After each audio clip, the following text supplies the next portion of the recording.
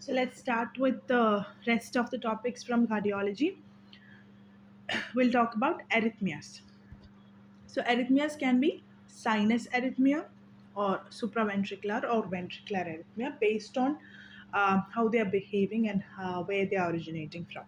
So sinus arrhythmia means it can be sinus tachycardia or sinus bradycardia.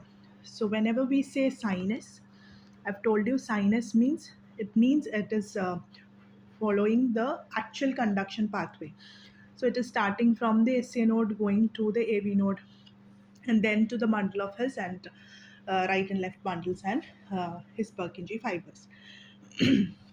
Okay, so when it is starting from the SA node and traveling through the AV node and the normal conduction pathway, it is called a sinus rhythm. Okay, that means in your ECG, every P wave will be followed by a QRS. So P wave to QRS will be in 1:1 ratio. If that is the case, we will call it sinus rhythm. So sinus arrhythmia is not actually an abnormality in the rhythm. It is actually an abnormality in the rate, right? It can be a sinus brady where the rate is less than 60 or sinus tachy where the rate is more than 100. Okay, that is sinus arrhythmia. What about supraventricular and ventricular arrhythmias? Supraventricular and ventricular arrhythmia is classified based on the character of the QRS complex. So if this is your QRS complex, usually what happens is there can be a wide QRS like that or a narrow QRS complex.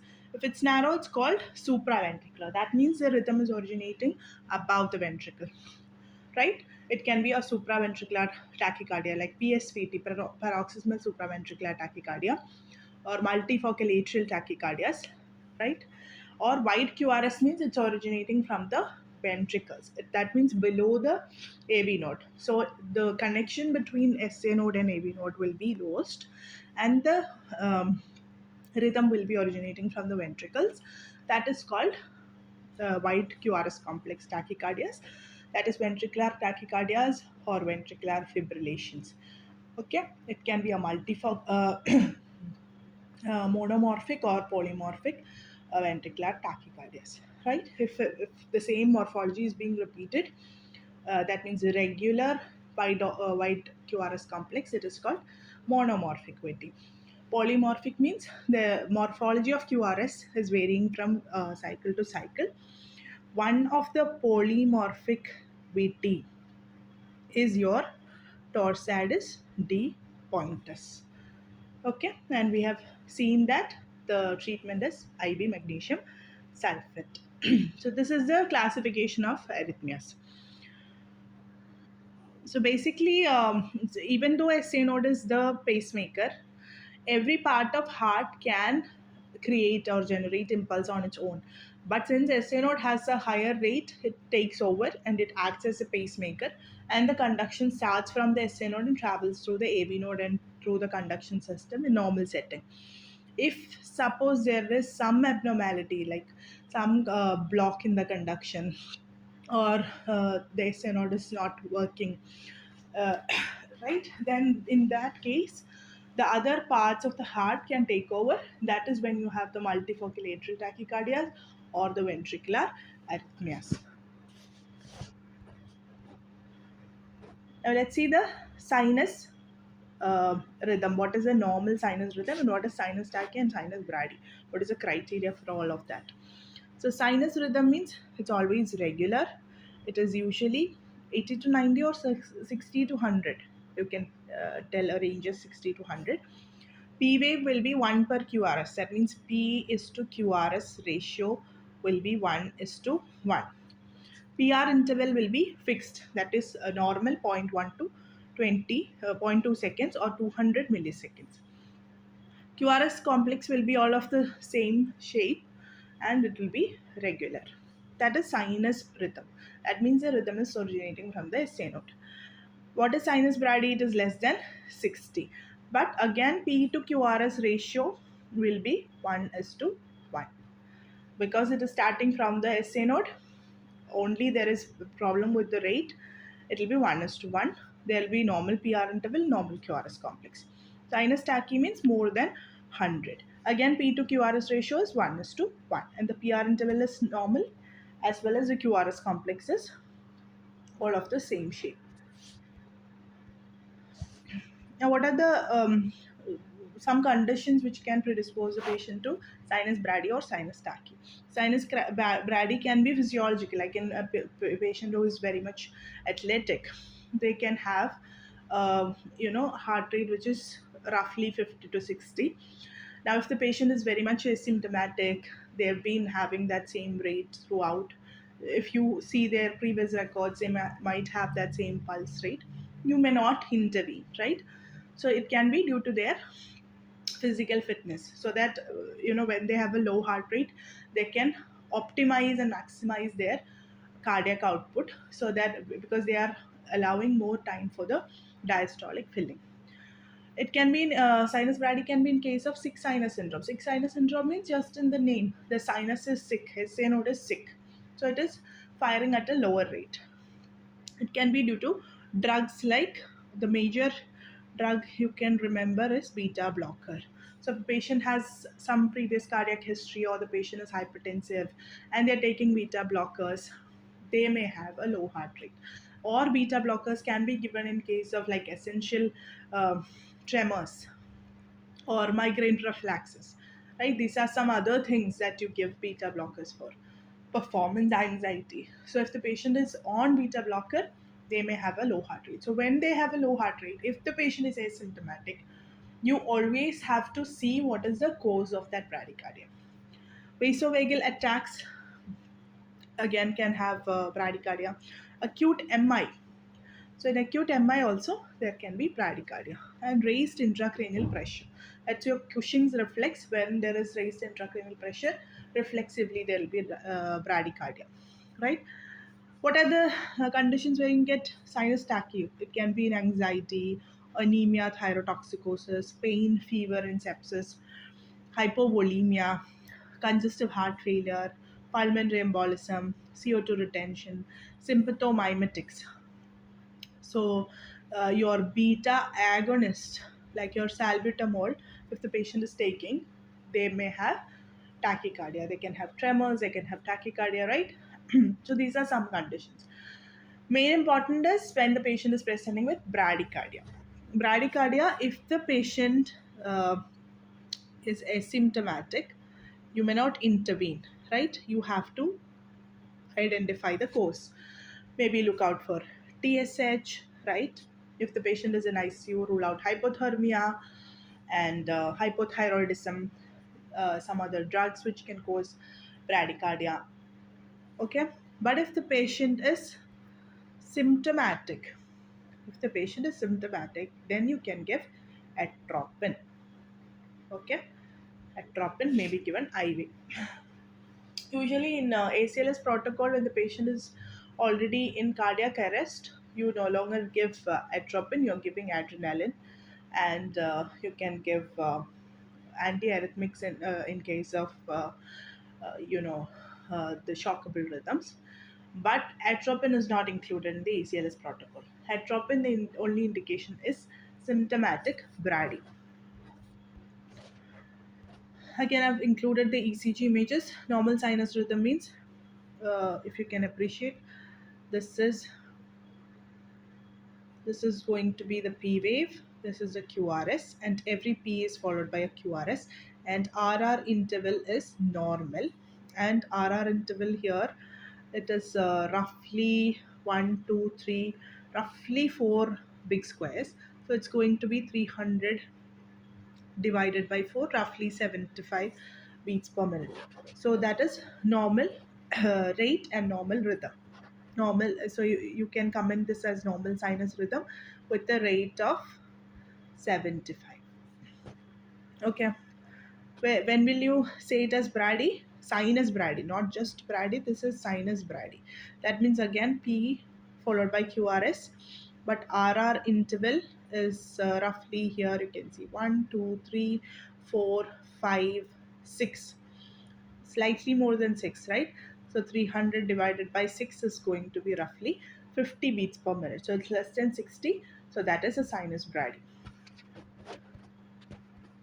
Here you can see the tachycardia as well. Tachycardia, again P followed by QRS, but the rate is roughly 300 divided by 3. Roughly, it's slightly more than 100 because it's not exactly 3 big squares, right? Tachybrady syndrome means it's irregular rhythm. It's a regular rhythm, or you can call it as a sick sinus syndrome, a tachybrady syndrome, wherein there is alternating tachy and brady, and there is a complete arrhythmia. Where do you see S1Q3 T3 pattern? Can you remember where do you see S1Q3 T3 pattern? This is classically said in case of pulmonary embolism. But what is the most common finding in pulmonary embolism? That is going to be just okay, tachycardia. That is more common in pulmonary embolism than this S1Q3 T3 pattern. S1Q3 T3 pattern means in lead 1 there is a deep S. In lead 3 there is a deep pathological Q wave with T inversion. So S wave in lead 1, Q in lead 3, T inversion in lead 3. That is called as S1Q3 T3 pattern in pulmonary embolism.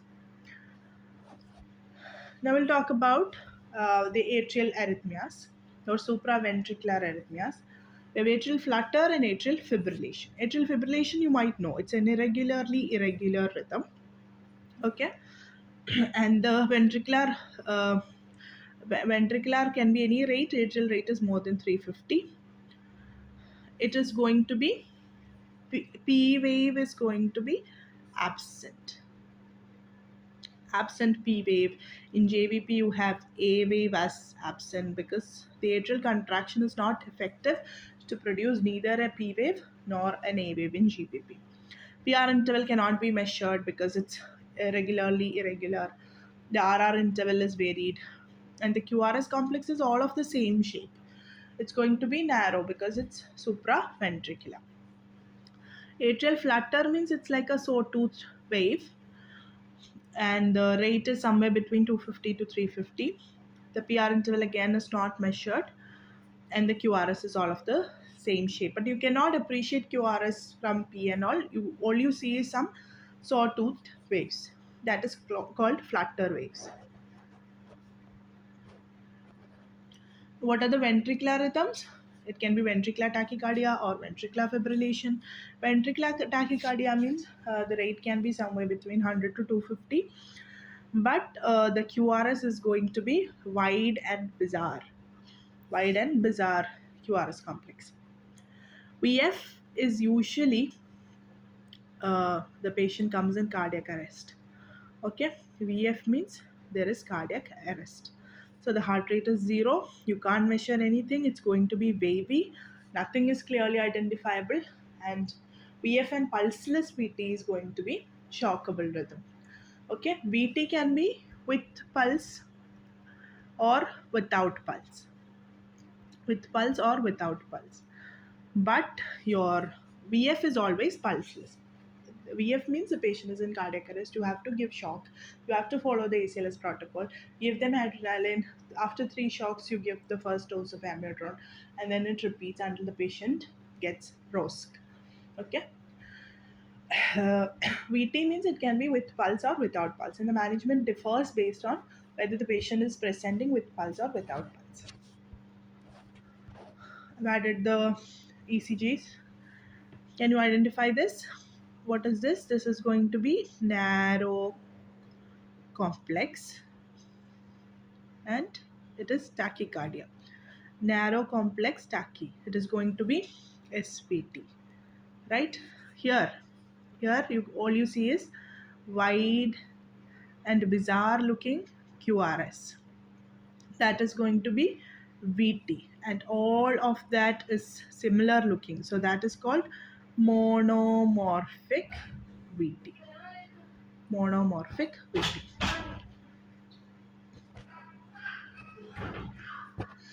Now we'll come to the treatment part of this all of the different arrhythmias. So usual rule is if the patient is unstable, go for synchronized cardioversion. So if the patient is coming with SVT or VT and the patient is unstable, that means there is hypotension and the patient is highly symptomatic, then you go for synchronized cardioversion. Mainly the criteria for unstable thing is hypotension. Then you give synchronized cardioversion. If the patient is stable, the management depends whether on the type of so the arrhythmias, if the patient is stable, depends on the type of arrhythmia. If it is SVT, how do you manage? The initial management becomes vagal maneuver. You can do a carotid sinus massage, but remember you can't do it on both the sides. The patient may go in for syncopal attack because the blood flow to the brain will be compromised. So do it on one side. Okay, you can do a soft carotid sinus massage. If it fails, you can go for, or even the vagal maneuvers can do make the patient do a Valsalva. But if it fails, go for medical management. The initial drug of choice is adenosine. If it's contraindicated, go for beta blocker or else calcium channel blocker. But adenosine and beta blockers are both contraindicated in asthma itself. So in asthma, you directly go for calcium channel blockers like verapamil, right? Verapamil. If it is VT and the patient is stable, the drug of choice is amiodarone. Okay, this is how you manage different kinds of arrhythmia if the patient is stable and unstable. Now let's come to AF, because you need to know how do you manage AF. Because AF management depends on the onset of AF, if it's acute or chronic. And when do you say acute or chronic? It's 48 hours. If the onset is less than 48 hours, it's going to be acute. Anything more than 48 hours, it's going to be chronic. So if it's an elderly patient and you never know whether they had a history of AF prior, or you never know if they are presenting to you and they have AF on at presentation. You never know when it has started. So then you can consider it as chronic. So the management depends on the patient status and the time of onset. So patient status means if the patient is stable or unstable. Unstable, you may go for cardioversion. But stable AF, you have to manage the rhythm, rate, and maybe you have to revert back to the sinus rhythm. So why chronic AF requires a different management? It is because AF begets AF. The more chronic the AF is, the more difficult it is to convert that into a sinus rhythm. Chronic AF also poses risk of thromboembolism. So in AF, what happens is, since the atria is not actually contracting, not effectively contracting, there can be thrombus formation and it can embolize, and it can lead to MI, it can lead to cardiomyopathic stroke, it can lead to mesenteric ischemia and lot of thromboembolic events, right? So you have to rule out thrombus before cardioversion. So if you don't know whether the patient is having an acute AF or chronic AF, you can do an echo, rule out thrombus, and then do cardioversion in that patient. The ECG will look like this. It's an irregular rhythm with absent peak, absent period. Okay. Now the management depends on acute and unstable AF or chronic AF. Acute and unstable AF, you can do a cardioversion, and then you can go for rate control. Cardioversion is for rhythm conversion, and rate control with drugs like beta blockers. In chronic AF, the main management is rate control rather than rhythm conversion into sinus rhythm. Rate control by beta blockers. If you are doing cardioversion, you have to do it selectively, and you have to anticoagulate the patient at least for 4 weeks prior to cardioversion, and continue anticoagulation for another 4 weeks uh, after the cardioversion. So that is how you do. Acute AF, if unstable, you can do go for cardioversion and give rate control. Chronic, the main management is rate control, and cardioversion can be done after giving anticoagulation for at least 4 weeks and continue anticoagulation for another 4 weeks. So the three stems of management of AF is rate control, rhythm control, and anticoagulation. Rate control by beta blockers, rhythm control in case of acute AF, you can do a rhythm control. In chronic AF, give anticoagulation prior to cardioversion. Anticoagulation based on the CHA2DS2 VAS score. That means there is score given to different things, like congestive heart failure gets one score, hypertension gets one score. The only things getting two score is age more than 75 and a prior TIA or stroke. Okay, that gets two scores. Otherwise, diabetes mellitus, vascular diseases, age 65 to 74, category of female as a patient will get one score. So anything more than or equal to one score needs anticoagulation. But if that one score comes from the patient being a female, you need another criteria to consider anticoagulation. Okay, that is the thing. Drugs for rate control. What are the drugs for rate control? Your beta blockers, right? Mainly your beta blockers. But if it is not getting controlled, you may go for digoxin in patients, okay, which is not responding to beta blockers, or the beta blockers are contraindicated. What are the side effects of amiodarone? Amiodarone is a drug for cardioversion, right? So amiodarone, what are the side effects? You can have hepatotoxicity and pulmonary fibrosis.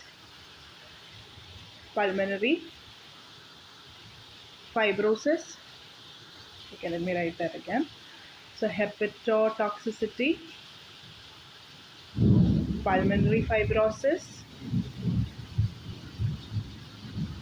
It can have skin discoloration, phototoxicity, corneal deposits, corneal deposits, and it also has thyroid abnormalities. It can have both hypothyroidism as well as hyperthyroidism. Dronidaron is non-iodine containing uh, variant of the amiodarone. So it will not have this thyroid dysfunction. Now for paroxysmal AF, that means the patient uh, can know that he's going to have an AF attack. In those cases, you can give flecainide. Flecainide. That is called a pill in pocket approach. That means the patient have some nausea or some, prodromal symptoms or an aura like thing prior to AF. Then you can give pill in pocket approach, but the patient must not have any structural heart disease, because flecainide is contraindicated in prior structural heart diseases. Then, if it is not responding to any medical management, the rate control drugs like amiodarone, if it's not responding, then you can go for catheter ablation. Next is WPW syndrome. WPW syndrome is due to an accessory pathway called bundle of Kent. Bundle of Kent. So there is, characteristically, you will have a short PR interval with a slurred QRS. A slurred QRS. And there is also something called a delta wave. Okay, it's due to accessory pathway. Drug of choice is procainamide. Digoxin, beta blockers, calcium channel blockers are actually contraindicated, because what they do is they actually block the normal conduction from SA node to AV node. So it will amplify the conduction through this abnormal pathway, and the rate and the arrhythmia will be worsened. And the absolute treatment or definitive management of WPW syndrome is catheter ablation of that accessory bundle. So arrhythmia management, how do you manage arrhythmia? You can manage based on whether the patient is unstable or stable. Unstable, you can go for cardioversion, even in case of AF, even in case of SVT or VT. If stable, it depends on the type of arrhythmia. SVT, you can go for vagal maneuver followed by ABC. Adenosine beta blocker, calcium channel blocker. Adenosine beta blockers are contraindicated in asthma, so there you go for calcium channel blocker. VT, if patient is stable, the drug of choice is amiodarone. Then AF.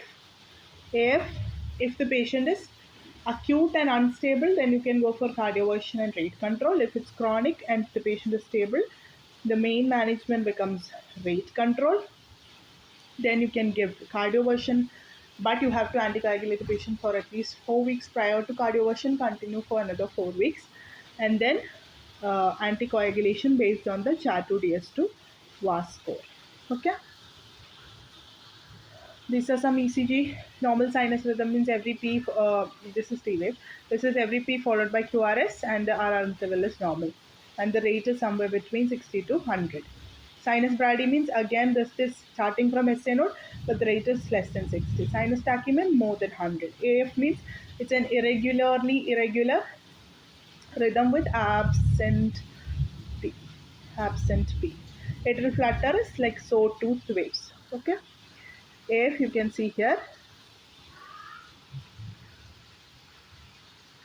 If you can see, the RR interval is varied and the P is not actually appreciated, right?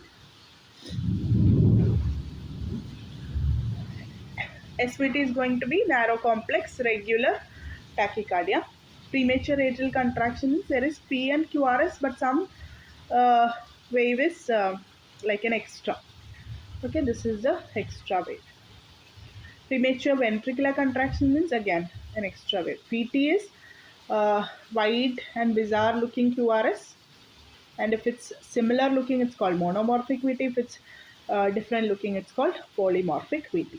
VF means it's an absolutely bizarre looking and the patient does not have pulse. The patient is in cardiac arrest and they need a shock. Again the same thing. Normal sinus rhythm means every P followed by QRS.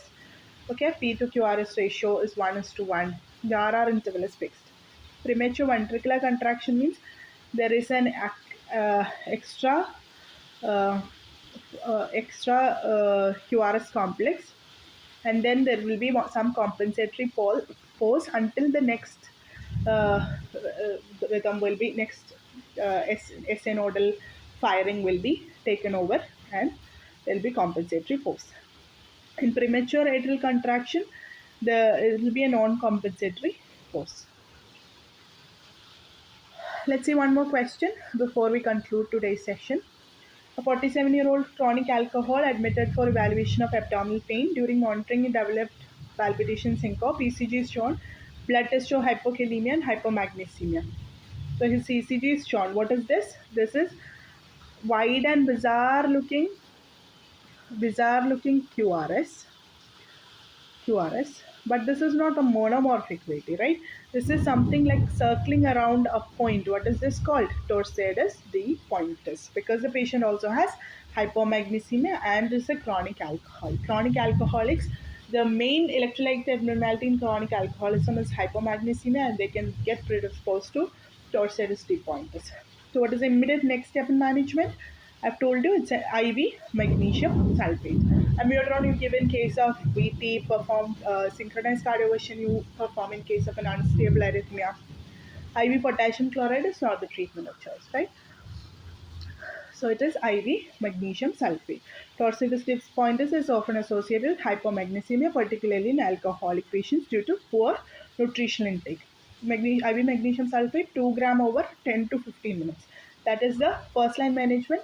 This is more important even if serum magnesium is normal. So you don't have to wait for lab report to come before giving IV magnesium sulfate. Cardioversion is reserved for hemodynamically unstable patients only. Amiodarone is not first line for torsatus. It may actually worsen the condition due to QT prolongation because amiodarone, sortilol, those are Some drugs which can predispose to QT prolongation and torsades day pointers. Potassium correction is important, but it is not the immediate step. So torsades day pointers is due to hypomagnesemia. It can be in chronic alcoholism or even this electrolytemia due to some other causes. Magnesium sulfate is administered even if serum magnesium is normal. This is the ECG that you see. It's a polymorphic VT. In next session, we'll be talking about heart blocks.